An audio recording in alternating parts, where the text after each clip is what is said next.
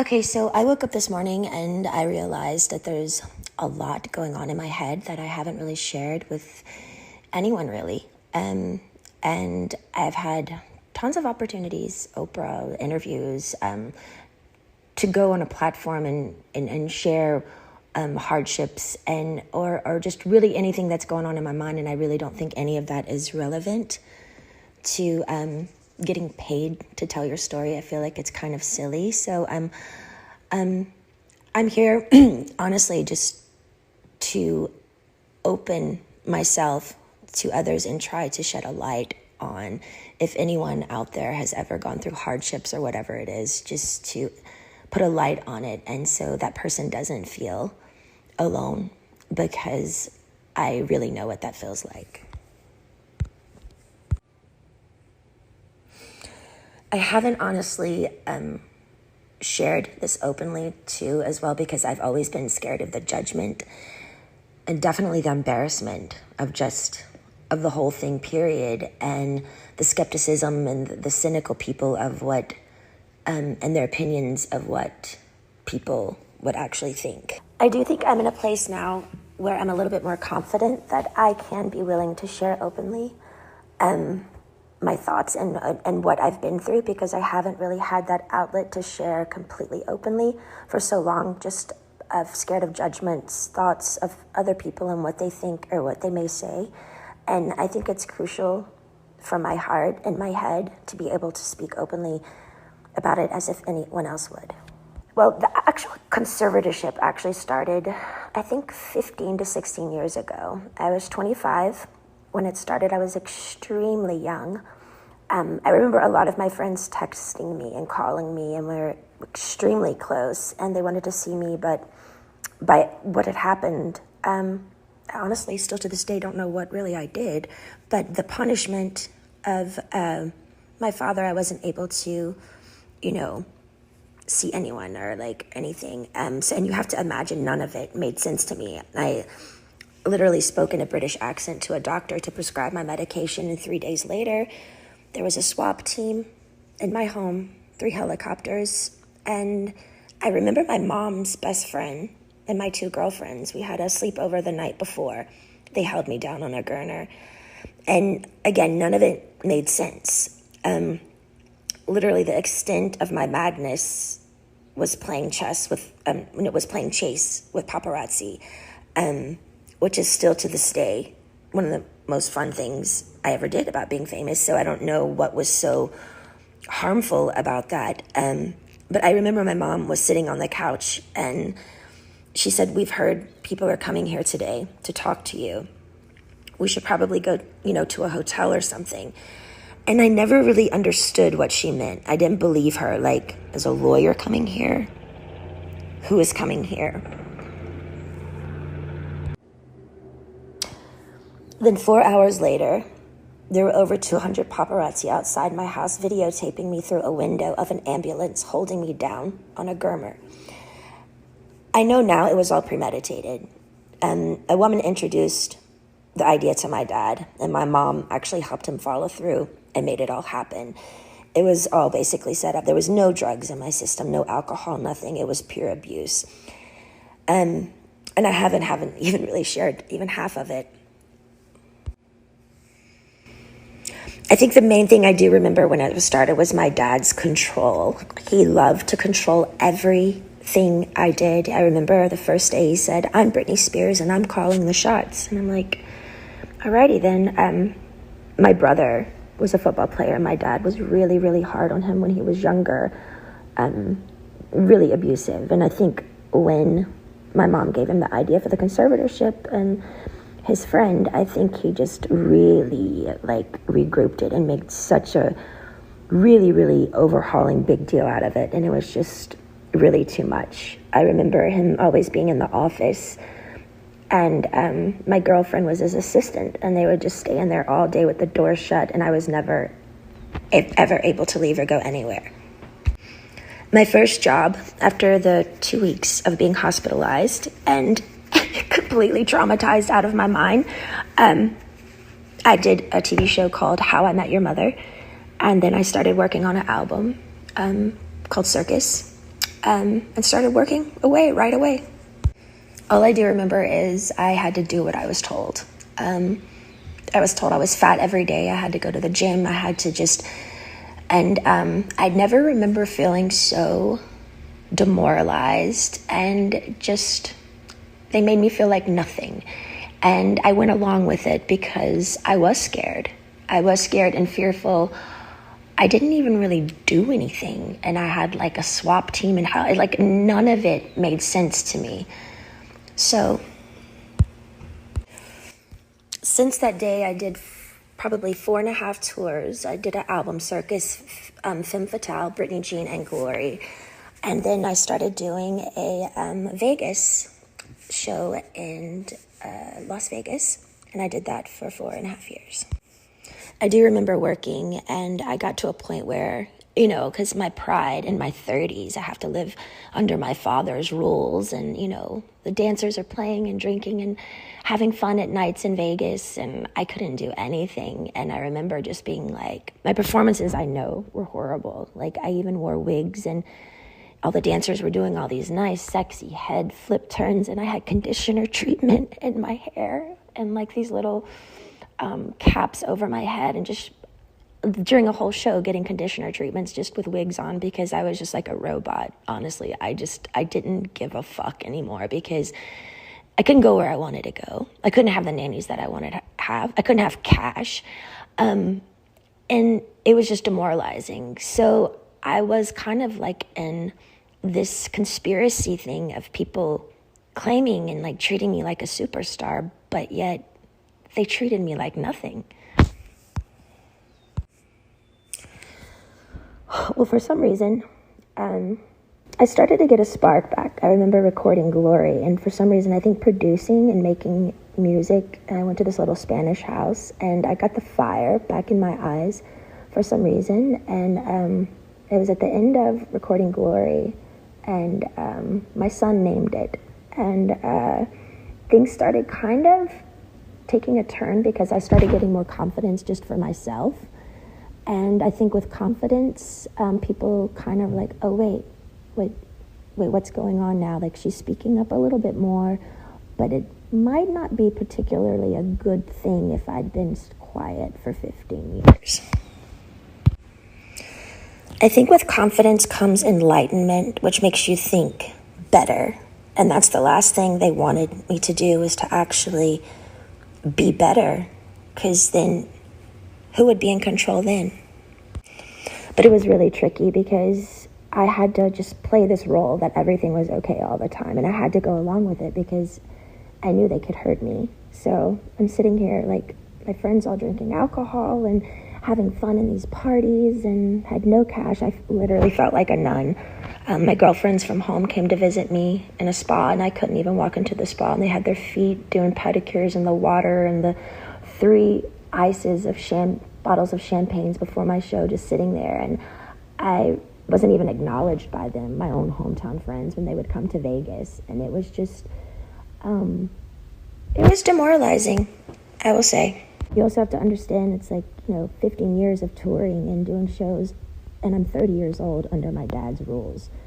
And all of this is going on, and my mom's witnessing this, and my brother is witnessing, and my friends are witnessing it, and they all go along with it. And I'm like, how am I the one working here and doing all this, but I don't get the side things that, the good stuff, I want to be able to play. I want to be able to have fun. Like, none of it made sense to me. Well, the last show in Vegas ended 2017. I went on tour, which of tour I was forced to do, but I was supposed to do a new show. So the new show came along. I rehearsed, I think, maybe 4 days ago. I don't really remember, but I went to one of the rehearsals, and I said no to a dance move. I was like, no, can we do that? I don't want to do this. And then I just remember everything got really weird and quiet, and all the directors and producers went in the back room and just spoke. And that was it. And I was like, well, I don't know what's going on. So we all just kind of like, what happened? And then the next day, I was told that I had to be sent away to a facility, and that I was supposed to say on my Instagram the reason why is because my dad is sick and I need treatment, which was, I I didn't want to ever go there. I remember my dad calling me on the phone, and I was crying, and I was like, why are you guys doing this? Like, what? And I just remember him saying, it's in your hands. You have to listen to the doctors. The doctors are going to tell you what to do. I can't help you now. And I remember his last words were, now, you don't have to go, but if you don't go, we're going to go to court, and there'll be a big trial, and you're going to lose. I have way more people on my side than you. You don't even have a lawyer, so don't even think about it. So I did it. I went to the place. I was scared out of my mind. And none of it, again, made any sense of what they were doing to me. And again, I haven't wanted to share this because it's unbelievably offensive, sad, abusive. And honestly, would anybody believe me? I remember the main thing of when I was in that place, that my heart felt like it was frozen, like it was stuck inside, and I wanted to scream and I wanted to get out. And I think by a needle and thread, it was the breathing peacefully inward that I missed the most. I felt like I was in a state of shock, almost like when an old person feels helpless and they're literally going through some sort of shock treatment and they can't relax their body because they don't have the answers of why they can't have their own keys to their car and put it in the ignition and walk outside, and their own security guards at every door saying they can't go. Sitting down, drawing 6 galls of blood every week. Weak as hell. And then calling, and my family is in Destin at my beach house. It didn't make sense.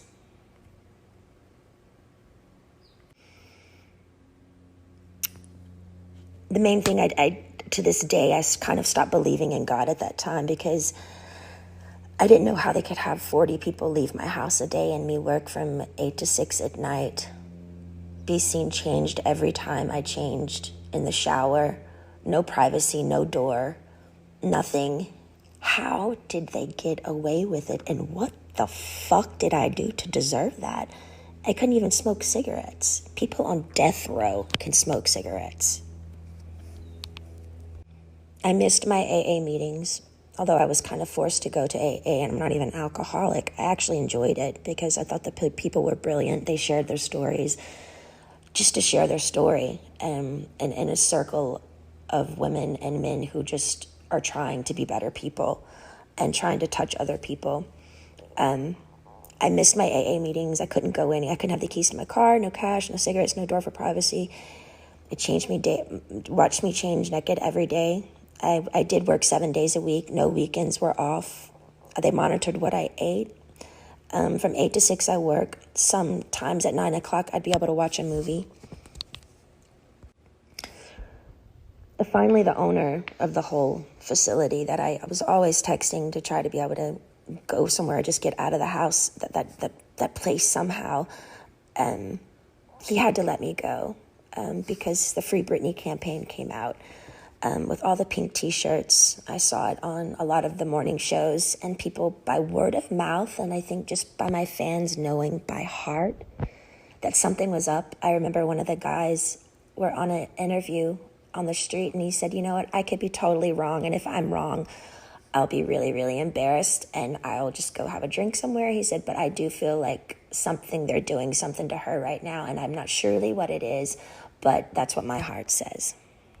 But the whole thing that made it really confusing for me is these people are on the street fighting for me, but my sister and my mother aren't doing anything. To me, it was like they secretly, honestly liked me being the bad one, like I was messed up, and they kind of just liked it that way. Otherwise, why weren't they outside my doorstep saying, baby girl, get in the car, let's go? I think that's the main thing that hurt me. I couldn't process how my family went along with it for so long. And I mean, almost half a year, you know? And their only response was, we didn't know. I'm like, I'm on the phone telling you right now, I'm here, please. Eventually, by the grace of God and praying on my knees, I left the place. But I was still scared. I was really, really scared. And from then on, I had support. I needed a lot of support. And I found two really, really great people that would come to my house weekly and just help me with my mind, because I didn't understand all the therapy that I had to do there. But why have therapy when it's forced and in like a militant, almost prison-like way that like is where you're not even all there? None of it made sense. Well, I think my strength grew because I didn't reach out to my dad anymore. And they were playing the game of ball and twist of, she's going to come running back to us because, we've scared her and we're the bosses here. But I didn't. I just stalled and I stalled and I stalled and I stalled. And finally, I think they just knew I wasn't going back. And I finally got a lawyer. A wonderful friend finally got me a lawyer. And he really helped me through it. To me, the thing was, I think the trauma of all of it and just the whole thing together and going down to how much effort and work and heart I put in to what I did when I did work, even down to the details of how many rhinestones are going to be in my costume. And I cared so much. And they literally killed me. They threw me away. That's what I felt like my family threw me away. I was performing for like thousands of people at night in Vegas, the rush of being a performer, the laughter, the joy, the respect. I was shaking over 40 people's hands every night before a show, training weekly, 3 training sessions a week, AA meetings, therapy sessions. My dad literally, I was a machine. I was a fucking machine. Not even human, almost. It was insane how hard I worked. And the one time I speak up and say no in rehearsals to a fucking dance move, they got pissed. I feel like the scare tactic and how badly they treated me in the end, I think they thought I was going to come begging back to work again because they thought, I needed them. Because they put me in an ignorant, scared state of mind to make me feel like I needed them. And if you don't do what we say, we're going to show you who's boss. I didn't play their game anymore. I got on my knees every day and I prayed. I held on like a needle and thread to some sort of existence because they had made me feel like nothing for so long. I knew in the deepest part of my core, I knew I'd done nothing wrong and I didn't deserve the way I'd been treated. I do think the hardest thing for me was I wanted to use my feet and leave and run or go somewhere. I had to be placed in a chair from like 8 to 6 every day. I couldn't take it. I talked to rabbis. I've talked to grown men about it. And they're like, we don't see how you did it. Honestly, I don't either. And through that, I remember saying, I don't believe in God anymore. I honestly deserve an award for acting like I was okay every day. I thought they were trying to fucking kill me. I remember one time I was backstage and I needed my inhaler. And I opened up to my assistant because I had my phone with me, which I'm not supposed to have my phone underneath the stage. But I said to her, you know what I'm doing. I was talking to a guy and he wanted to just leave the country with me. We had it all set up to just leave. And it was a secret relationship. And I said, my biggest fear was, what would my dad do if I did do something wrong? What if I left the country? And what if they found me? And what would they do? And I said, I feel like they would lock me up or something or really hurt me. And she looked at me and she said, are you kidding me, Brittany? Your dad would never do that to you. And I didn't even do anything wrong, and he still did it. I'm honestly more angry at my mom because I heard when reporters would call her at the time and ask questions of what was going on, she would go innocently hide in the house, and she wouldn't speak up. It was always like, I don't know what to say. I just don't want to say the wrong thing. We're praying for her. I feel like she could have gotten me a lawyer in literally 2 seconds. My friend helped me get one in the end, but every time I made contact with a firm, my phone was tapped, and they would take my phone away from me. And again, I get nothing out of sharing all of this. I have offers to do interviews with Oprah and so many people, lots of money, but it's insane. I don't want any of it. For me, it's beyond a sit-down, proper interview. I had no contact in that place for so long, and my heart would just want to stand up in my family's faces and scream and cry and throw a tantrum and go back in time and do exactly what I wanted to do at those times. Yeah, and might even spit in their fucking faces. Why?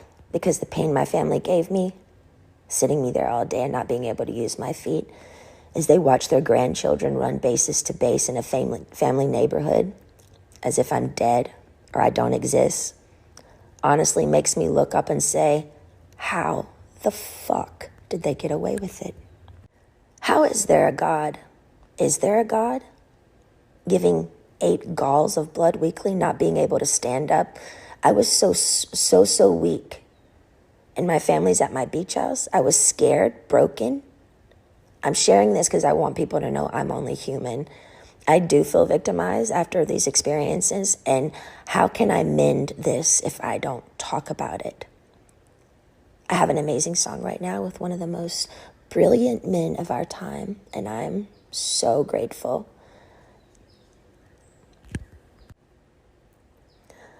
But if you're a weird introvert, oddball like me, who feels alone a lot of the time, and you needed to hear a story like this today so you don't feel alone, know this, my life has been far from easy, and you're not alone.